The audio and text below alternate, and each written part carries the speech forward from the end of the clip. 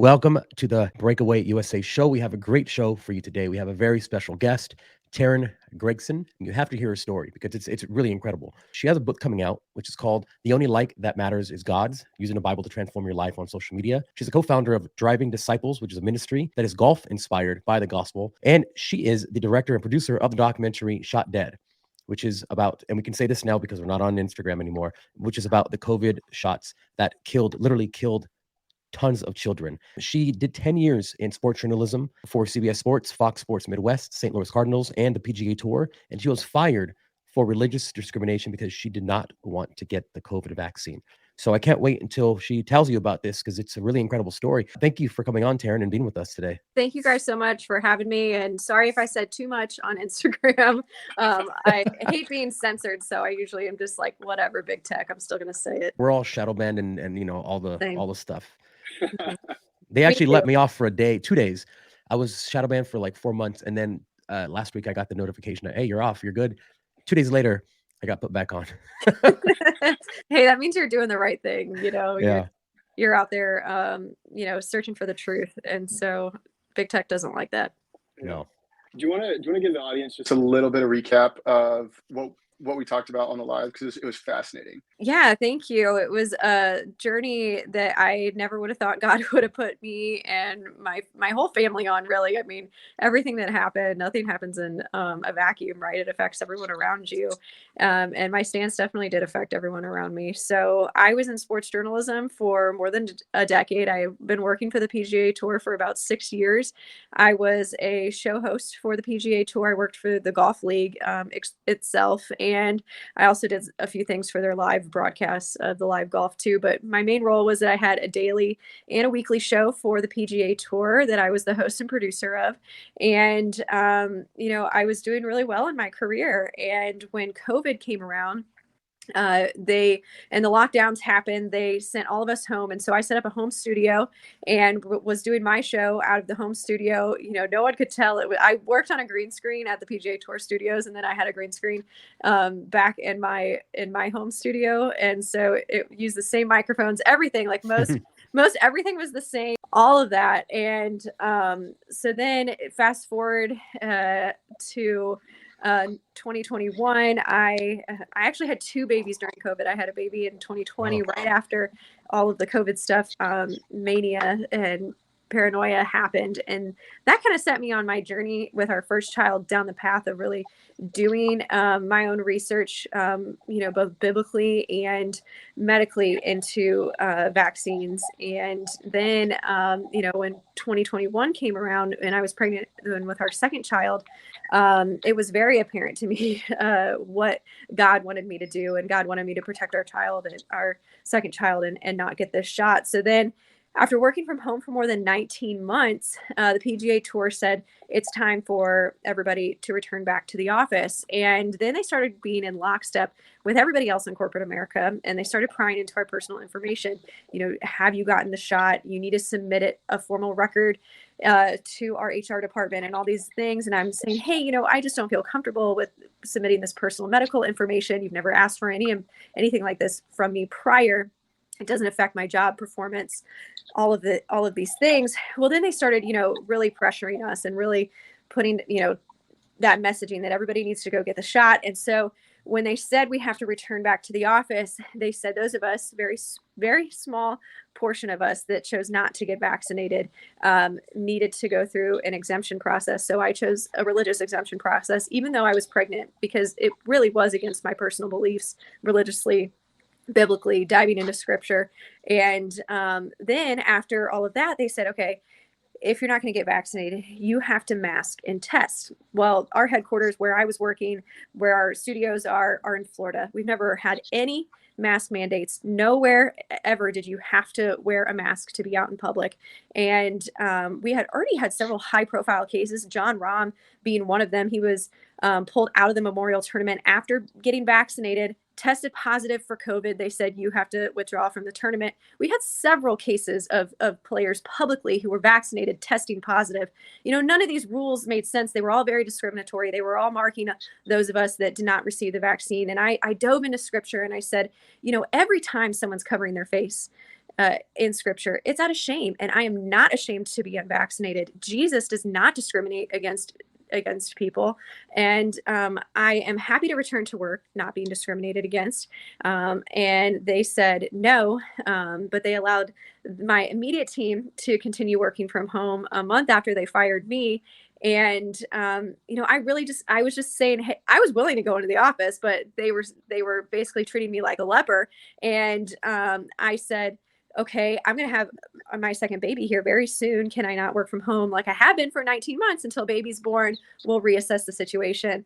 No, they still fired me just a week after OSHA had mandated, or the Supreme Court had mandated, the Supreme Court had ruled that the OSHA mandate was unconstitutional, and they were very well aware that the Florida State Legislature was about to vote on their exemption bill, and they did end up passing it. I would have been exempt in multiple categories as a woman that was pregnant, my religious exemption, and someone who had already had COVID. So it was really a rocky and tumultuous situation. And unfortunately, I'm just one of many, many people across the country that went through that. Yeah, your story is incredible. The fact that you withstood all that and you didn't give in. And I think that's something that I really value when I see people that happen to, especially people in New York, like the nurses and all that. They're being vindicated and getting their money that they were never paid. Obviously, it doesn't make up for the time and the heartbreak and everything else that they went through. But I'm so glad to see people being vindicated to some extent now, because they took a stand and said no. And that enabled other people to stand up and say, you know what, that person's taking the lead, so I'm not going to be afraid anymore because they're doing it. I think it is huge. And I think it's showing people that there are so many different areas in our lives right now that we need to stand up and we need to say, no, we're not going to submit to your narrative anymore. We're not going to submit to the system anymore. If we just keep it in line with COVID, we saw at the beginning of this last, August school year, a lot of different schools, universities were trying to put those mask mandates back in, and people said, no, we're not doing this. And so they ended up having to drop those mandates. Unfortunately, it took a lot of people to lose their jobs or worse, in order for that kind of thing to happen. But I'm hopeful, and we can talk about this later, that it's happening in other areas of society as well. We're getting ready. We the Patriots USA, they're a nonprofit public interest law firm. They take on all kinds of medical freedom cases. They're 100% fueled by donors. And they also take on various Second Amendment cases. They have a current case right now with a teacher in the Northeast that refused to call a kindergartner, I believe it was a kindergartner, by the preferred pronouns. And so they take on all of these different freedom cases, but they saved a lot of people during COVID that were being denied transplants of various kinds because they wouldn't get the shot. And they also stepped in right after I was fired and said, hey, we're going to take on your case. This could really set a huge precedence for medical freedom, because it's not just a vaccine case. This is a masking and testing civil rights case. And so they took that on. They said, hey, will you step up and will you do a podcast for us, Faithful Freedom with Teryn Gregson? So I said, sure, I'll do that. And then about a year into doing that, they asked if I would consider producing and directing a documentary about people that lost their lives to the COVID shot. And I said, 100%. Me losing my job is nothing compared to losing a loved one or a child, what have you. And so after we started setting out and interviewing different people that had lost family members shortly after receiving the COVID shot, it was very clear to myself, We the Patriots USA team, and the two other filmmakers on this project with me, that we had to focus in on the children and these parents that are just being vilified and marginalized for stepping up and trying to help other parents is really all that they're trying to do by sharing their stories of their kids passing away after getting the COVID shot. And for us, not only was it important to give these parents a voice because of the how society has treated them throughout all of this, but also it is, to me, very obvious when you have a child passing away shortly after getting a COVID shot, a perfectly healthy kid. Of course, people are going to make excuses for an adult. Maybe they had, prior conditions, comorbidities, something going on that they weren't aware of, and that's what led to their death. They could come up with all kinds of excuses. But when you have a perfectly healthy 16-year-old boy who dies 5 days after the COVID shot running in the park, I think people have a really hard time saying that it could be anything other than the COVID shot that he just had 5 days prior. So that was really important for us to focus in on that. So it was also really important for us to make it free so we could let everyone in, so people can watch it for free on demand at shotdead.org. We were only able to post it on Rumble because we were been censored everywhere else. YouTube took it down within 2 minutes of it being up. And we've had over 1 million views. And we were just recently an official selection at the Santa Monica Film Festival. Wow. This is our first film, all of us that were on this project. Not a single one of us had ever done a documentary or a film prior to this. And we ended up losing out just shy of Mickey Willis, who is a longtime producer and director of the Plandemic series. And just the fact that our 2 films were at a Hollywood film festival. I was very surprised when I saw that. Oh, it was, I mean, that's all God, right? When he's finally giving these families a voice. And just shortly after we found out we were an official selection for that, the Martins, who their daughter at 18 years old passed away from the shot, they were featured on their local Fox News channel, their local Fox station. So the legacy media is finally gave them a voice. I mean, this is all God moving. This is nothing that we're doing. He whispered to us to make this film. We did it. We put it out there. And, we hope that it's changing people's, hearts and minds to see the heartache that these families have gone through, the humanity behind all of this. So much of the humanity was lost during this whole process. People just didn't care about what others were going through. It was about who had the best stats, the best quote unquote science and data and all this argument. Show me your studies. Well, I'll show you the studies. It doesn't matter to that side, what have you. Well, what matters is when people have their kids that are being taken from them in their teenage years. What matters is women who are being forced to get the shot in the first trimester of their pregnancy, and they give birth to a baby who dies 11 hours later. Those kinds of things are not supposed to happen. They're not. And I love how you're approaching this documentary too, even because I haven't seen it yet, but it sounds like what you're doing is you're focusing on people's experiences versus just like raw data and facts, because it's really hard to argue with someone's experience, right? Like it's one of the hardest things to argue unless someone's like, out of their mind and their experience is totally invalidated. But I think the other thing that you touched on too is like, you guys are in the Santa Monica Film Festival and there's this great awakening happening. And we're kind of on the cutting edge of it. I feel like, I don't know how you feel about this, but the good parts of COVID was terrible, right? Because of all the government overreach and the vaccines and the election fraud, all this kind of stuff. But I think the one good thing that we can point to about COVID is that the world stopped and people started to take a look around and saying something isn't right with how we've been doing things, with what's been going on. And now people are dying because of this crazy thing that they overhyped. Like, what's going on? And so I think that your film is going to be part of one of those documentaries that people are going to send people. Like when I first got started in this, I was sending people the Out of Shadows documentary, right?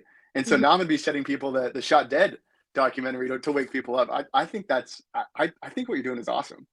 Well, thank you. And it's just such a collective, and you guys know this because you do these shows and you get to talk to all these different people, that it really is taking a collective effort from people all over the globe that are all standing up together. And so the places that we all individually get to due to the spiritual gifts that we're given, it's all happening because of all the different little tiny stances that everybody is taking, and it adds up and we all work together. And, we break through to people in the various ways that, God has destined us to do so. So it's really been a group effort in all of that. And I really do pray that people, they can go watch it for free on demand at shotdead.org. And I pray that people watch till the end, because I hope that we do wake people up, and because we do take it a step further and we show, hey, listen. And this is Dr. Peter McCullough, who is a traditional cardiologist, the best ever in the country, who, did follow the medical mainstream for most of his career, saying, hey, vaccine hesitancy among parents is at an all-time high. People are not stupid. They are seeing that ACIP voted unanimously to put this COVID shot on the recommended childhood vaccine schedule. When they turned a blind eye to safety, 100% a blind eye to safety. We knew that even if you didn't look at any of the data or any of the stats or anything, it doesn't take a rocket scientist to understand that you shouldn't put something like this on the recommended childhood schedule when there is zero long-term studies on all of this. So forget about the short term that we already know about. That's just horrific. People are saying, listen, if these people turn a blind eye to safety, unanimously voted to put this on the childhood vaccine schedule. What about the rest of the vaccines that they chose to put on the schedule? What kind of blind eye did they turn to safety for all of these? This is the CDC. This is ACIP has people that reside on the CDC. What kind of judgments are they making toward other pharmaceuticals, toward other drugs, toward other things that are on the shelves in our stores and we are being promoted and marketed to for our families, for our kids? People are starting to question and wake up to all of these things. And so, I just urge people to watch till the very end. God did not make any mistakes. He did not need us to need vaccines. He gave us perfectly wonderful immune systems that are built to have resiliency and to build up immunity toward different things. But instead, we are damaging that with all these various concoctions that we're injecting into our children and into ourselves. And like you said, it's a great awakening because so many people saw how the government didn't just left them behind. They got lip service from both sides of the aisle. It didn't matter if you were on the side that was saying, hey, you got to get this or you're going to kill grandma. People went out and got it and they're hurt and injured themselves, or they know someone that died after getting it. They're saying, hey, you betrayed us. You said that this was safe and effective and we are hurt now. And then you have those of us that were on the other side of all of this that maybe leaned conservative from the start and said, hey, we stood up. We said no to the tyranny. You didn't protect us. You didn't protect our jobs. And we've gotten, our kids are being forced to get these shots to go to school. You didn't protect us either. Yeah. So people are saying, we've got to get out of the system. We've got to forge our own path. We can't fix Washington, but we can fix the little world around us. So, and I think that too, like I said, it's happening no matter what ideology. You're either going to wake up or you're not. And so, there's still going to be a subset of people that won't wake up, but there's a large subset of people that have, and they've done it despite the fact that big tech, our government, and big industry has tried to suppress these ideas. The truth will always prevail, and people are catching on, and no matter what walk of life or various circles that they might be in. Onto your point, I was just thinking about this yesterday, and it's actually really sad that this is the world that we live in. And I just Googled it right now as you were speaking, just so I'm not speaking incorrectly, but there are more than 50 shots. So your kids will get more than 50 shots before they enter adulthood. That's 50 shots, vaccines. That is an insane amount. And if you think of what that does for the pharmaceutical industries, most of these vaccines are owned by a handful of companies. So isn't it sad that off every human that is born, they're automatically making, I don't know how much they sell these things for. Let's say it's $10. You get 50 of these. Now they're profiting $500 off every human being that then will get sick and then will be forced to use something that they also invented to keep you, not to cure you, but to keep you alive as long as they can, so they can extort the massive amount of money from the government that's paying for this, or you're paying for it out of your own pocket. So what do they care if they keep people sick or have healthy people? Well, they don't want healthy people, but it's just so sad that this is the world. And then they make money when you die. Yeah. So it's like they have this entire life cycle under their this iron fist that people are finally starting to break out. And I think that's mostly the reason why we're seeing such an onslaught of, no, you can't do this, you have to do this, because they're trying to kill you into submission so that you allow them to make money off your existence. And people are tired of that. So I think, like I said, and as Gentry was saying, the movie, I think it's critical for people to see so they can get angry. Like, you have to get pissed off. You can't just go on and say, well, the Supreme Court will handle it. No, because you never know if they are. And you shouldn't have to live your life depending on a group of a few people to decide what's going to, be the next part of the country's existence. No, you shouldn't. And you're right. It's 72 injections, over 100 if you do go through the COVID vaccines as well. And, chronic illness is at an all-time high. Asthma, allergies, all of these things that didn't exist prior, autism, all these things are through the roof that people prior didn't experience.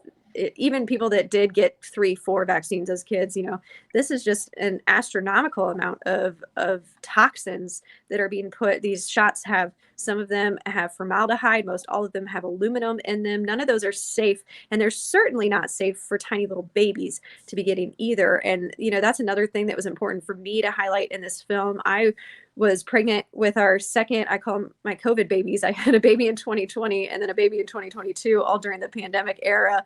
And, all of these that are walking into their OBGYN's office that are pregnant during these time periods, they're being told to get the flu shot, the Tdap shot, the COVID shot, and now the RSV shot, which is also an mRNA shot, also a shot that they turned a blind eye to safety studies. And so these women and their babies are being harmed. Fertility was already an issue worldwide prior to these COVID shots, and now it is just detrimental, the fertility issues that people are having. The amount of stillbirths and miscarriages that people are having is astronomical. We have a labor and delivery whistleblower nurse that just talks about the increase that just steadily, it kept getting worse, and it hasn't gotten better either in her labor and delivery ward in California. And so it's so sad what these parents and these women are experiencing in regards to their unborn babies or babies that are born and pass away just hours after they're born. It's all so horrible what they're doing to our kids. And it's no surprise, to me, the sanctity of life was already thrown to the wayside in this country prior to COVID. So the way that they treated those of us that were pregnant during COVID and women that are pregnant now in all of this, it's no surprise that they're saying, hey, we'd rather you have these experimental shots. You can get pregnant again if you have a miscarriage. I mean, this Pfizer data, we do talk about some data in the documentary. It is mostly the human experience, though, that these families and these moms and these parents go through. But the Pfizer data, they knew in the first 90 days of rollout, they had 25 of 32 pregnancies that they saw to the full term. 25 of the 32 resulted in a dead baby. They knew what they were doing, and they still pushed these. And if you watch the documentary, you will see the statistics and what Pfizer knew. Our government had this information as well. The American College of OBGYNs, they had this data from Pfizer. That came out in the first 90 days of rollout around February. Then several months later, they take grants from our government as a part of that $13 billion COVID community corpse that our White House rolled out, that all these various organizations jumped on board, some just volunteering, like my former PGA Tour employer, the NFL, MLB, all the various sports organizations said, hey, we're going to sign up to market this along with you, White House.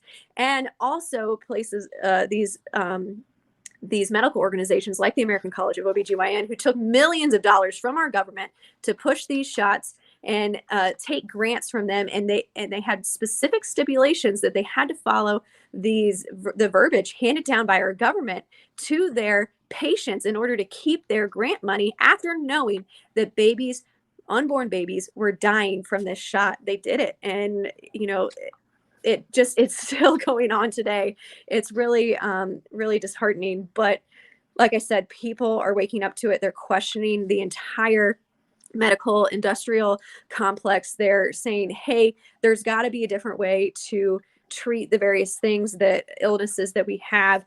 Or maybe I need to make a lifestyle change. I think that the food industry is a really interesting example of how people from all walks of life and all various sides of the political sphere are coming together and questioning and saying, hey, we don't understand why you're putting these chemicals in our food. We don't understand why you're saying that these things are okay, and you're allowing these animals and various things and our various things that we're eating to be raised in the manner that you're allowing them to be. We want to go to our local farmer and understand and know where our food is coming from, or we want to take it a step further, grow our own food. Even, the homestead movement is really quite an interesting movement. My husband and I are in the middle of setting up our own homestead ourselves. And if you watch any of these homestead influencers, if you will, on YouTube or social media, many of them are from all different kinds of walks of life. Some of them are, from the progressive side of the aisle that got cancer and said,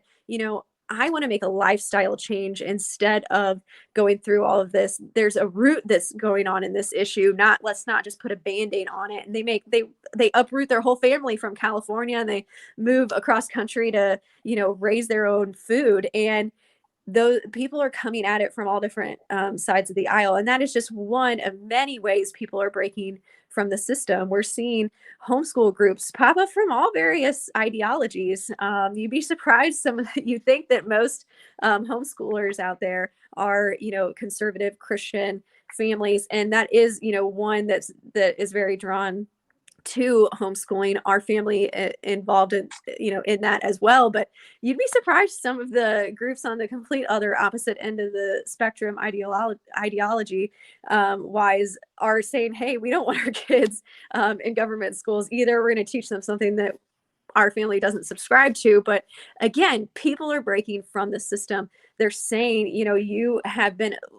we've all been trapped in this comfort society. Let's keep ourselves comfortable. Let's have all the various things that come with corporate America and our retirement packages and our health insurance and all these things.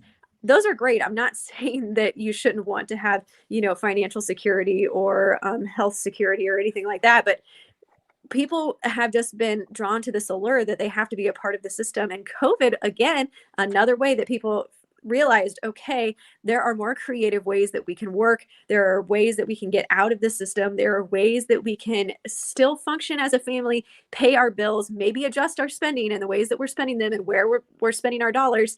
And we're not going to ship our kids off to daycare anymore. We're not going to ship our kids off to government school anymore for 9 hours a day and not know what is being poured into them. We see the kids are depressed. We see that kids are emotionally disconnected because of the devices in their hand. We are not going to subscribe to that anymore. We're going to, move to a more rural area where our kids can be outside more, where we have more say in their education, where we can be more creative in the ways that we as adults work and break outside the system. And I think that that's awesome that people of all walks of life are doing that. I could listen to you talk forever. That was awesome. I'm really optimistic of where all this is going because our country isn't going to change due to Washington changing. Washington is not going to change. Everybody's in there as a part of the system and as a way to have a job and to be lucrative at it. I'm sure a lot of people get into it with good intentions and then just get sucked into the system.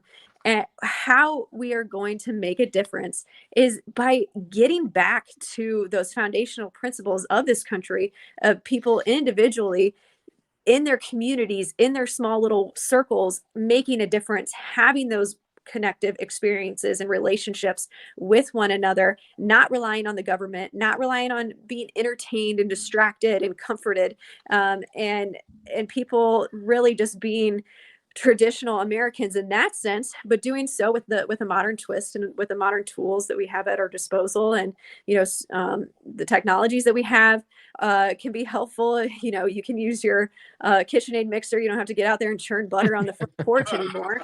And we can, take control of our own food system, take control of what we're putting in our families' bodies. And, social media is not going anywhere. And so we need to learn how to use it as a tool and not be consumed by it, and to give our kids alternatives to, to open up their minds and to get out there. And they don't want to be on their phones all day long. So give them something that they can do outside, be present yourself with your children and, look and have your kid dive in scripturally to these various issues that they see on social media. I used to have so many parents come to me on Instagram and various places being like, well, how many hours should my kid be allowed to be on their phone and all these different things? Because I had worked in, my whole career has been in media, in social media.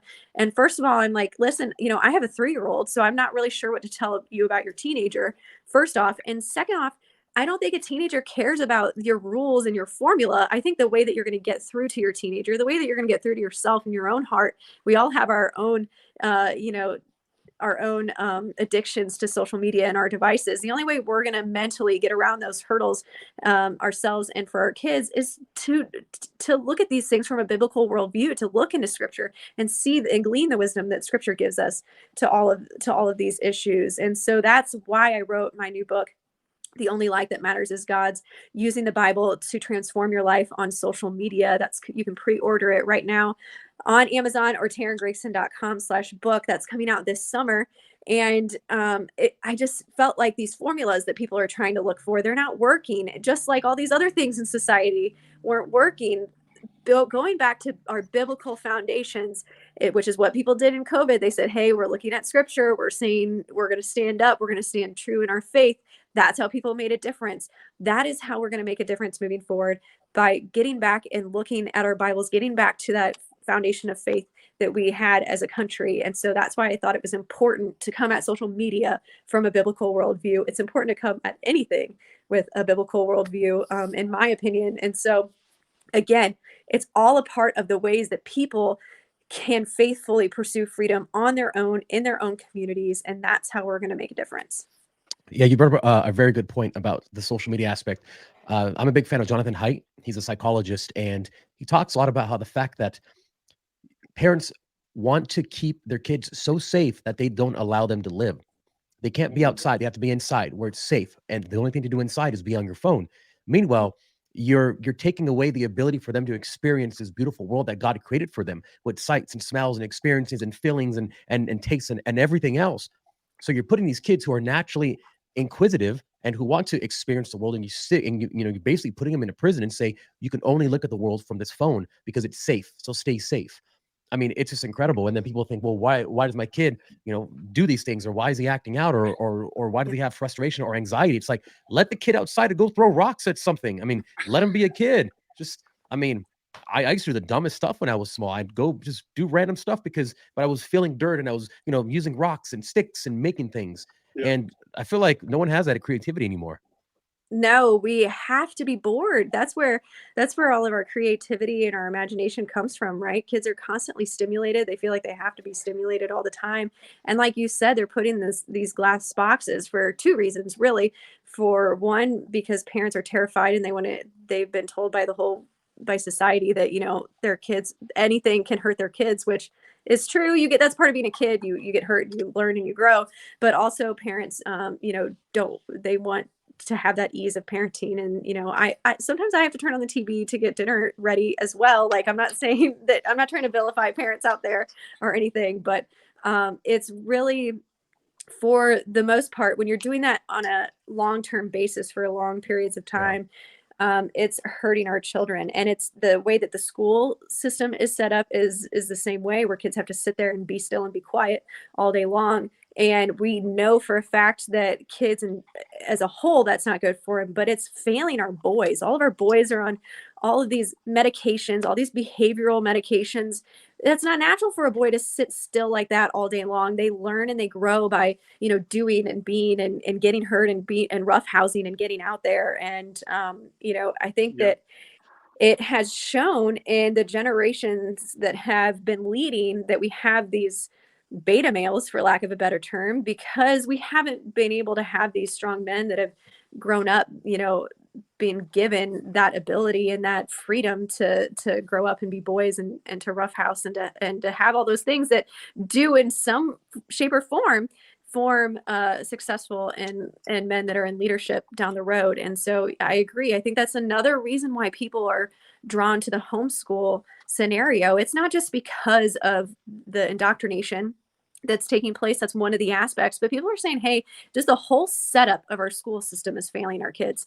Them having to sit there for hours on end, that's not working.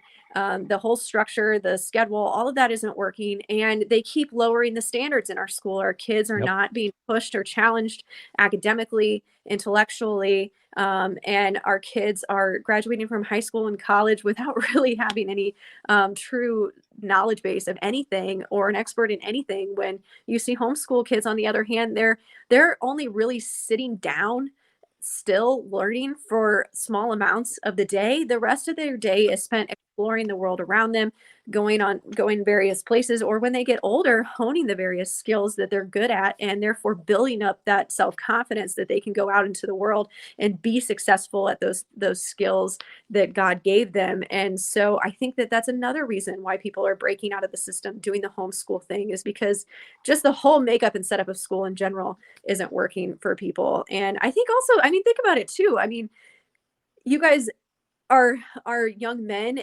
I mean, you don't want to sit there at a desk all day long either. I think a lot of men have felt trapped by the corporate America too. And you see the difference in how women are kind of thrive a little bit in that environment. Women can traditionally kind of, sit there for longer periods of time and do those kinds of things. Again, like, that's not really how men are built. And honestly, any guy listening right now, like, working with your hands, doing a trade job right now, people, that is in such short order. It is so expensive to build a house right now, to do all these various things, because the trades are really at an all-time high demand, and people are paying top dollar for it. So if you really want to make money when you're done with high school, that's probably a good route to look at, and you can be a man and get out there and do that. I'm not saying you can't when you have a job that you sit down at a desk at, but again, it's just like, I don't know, it's just people are realizing that the chains in which society has put people under for the past couple of generations are not working. Yeah. Mhm. Gentry was a homeschooled kid. So Oh, nice. yeah, Did you love it? I love that I was homeschooled. I didn't necessarily love being homeschooled. Sure. Looking back, I'm stoked and thrilled. But when I was homeschooled, it was like, oh, like, why can't I go to school? Like, with all my friends, because I had to hear about all the, fun stuff that happened in school at practice, later in the day. So, but I loved it because I got taught how to think, not what to think, right? Mm. Because my parents, they hired tutors and we went to co-ops and stuff like that. So we were always like classically trained, right? Like the trivium and knowledge, understanding, and wisdom. And so I'm telling you, I'm head and shoulders above a majority of people that went to public schools because they just got told what to think. So, and now, Yeah. Now I'm telling them what to think because I'm trying to wake them up. Hey, no, that's great. Yeah, I mean, as kids, you're always going to want what the other person has. The grass is always greener, right? And hey, I'm a public school kid, and it was unheard of. I'm from a small community. I grew up in a very small town, very conservative, small town America in the Midwest, and it was unheard of for people to be homeschooled. That just really wasn't a thing. But now I'm proud to say there's a lot of different co-ops and different things in our small community. I mean, people are getting creative and taking charge themselves these days, which is cool. There needs to be more Yeah. people like you out there. So that's awesome. Yeah, and being a child of the Los Angeles public school system, I can tell you Yeah. that I know nothing about the homeschool life, but it's been nice learning more. It's a very interesting thing I've never ran across in my entire life until recently. So it's really nice seeing that. Well, I think we've had a great conversation, and I would love to run it back sometime whenever you're not. Clearly, you're having a baby very soon, so I'm surprised that you can stay on this long with us. So we appreciate your time. If you can just let anyone, or rather everyone, know again where to find all your books, and especially the movie Shot Dead. Yes, shotdead.org is where people can go watch the movie. You'll see a link there too to donate to We the Patriots USA. They're the nonprofit public interest law firm that backed the making of this film. They lost, they didn't make any money. They gave it away for free. So if you can support them, because they have some big cases coming up this year, mine included in that, but more importantly, the Connecticut medical freedom case could be one of the biggest medical freedom cases of our lifetimes. Connecticut voted to take away religious exemption rights from school-age children, and the Supreme Court is possibly going to hear that appeal this year. That could be huge. So if you guys could support them, go to shotdead.org, watch the movie, support We the Patriots USA. And you can also follow me at Teryn Gregson everywhere, teryngregson.com, where you can check out my book, or you can search for me on Amazon and pre-order the book today. Amazing. Thank you so much for taking time out of your schedule and spending it with us. I can't wait to see the movie. We may have actually, we should do like a live watch party. I mean, if that's okay with you, of course, Teryn. I think we should. Yeah, I think that's great. Yeah. Okay. Amazing. Well, thank you so much for being on. And I hope you've been edified, anyone listening or watching, and we will see you next time.